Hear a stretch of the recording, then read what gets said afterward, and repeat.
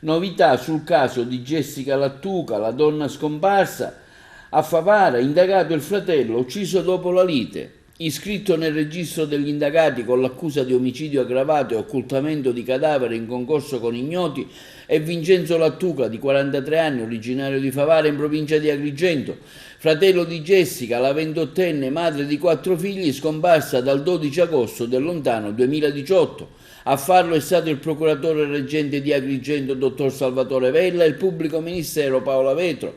La nuova ipotesi investigativa, dopo che è stata scartata la pista legata al coinvolgimento del compagno della donna Filippo Russotto, è che sia stata uccisa dopo una lite scaturita dallo stato di ubriachezza della donna. Sia l'omicidio che la distruzione del corpo sarebbero stati realizzati in concorso con persone rimaste ignote.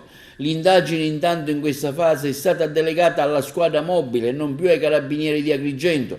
In particolare sarebbero state ritrovate alcune tracce ematiche riconducibili alla donna Jessica Lattuca nell'abitazione del padre della ragazza, dove viveva anche il figlio Vincenzo. Il 42enne è stato iscritto nel registro degli indagati per omicidio aggravato e occultamento di cadavere. Vincenzo Lattuca, indagato nell'ambito dell'inchiesta Mosaico, che ipotizzava un vasto traffico di armi e droga collegato alla faida tra le due bande rivali che provocò 5 omicidi tra Favara e il Belgio.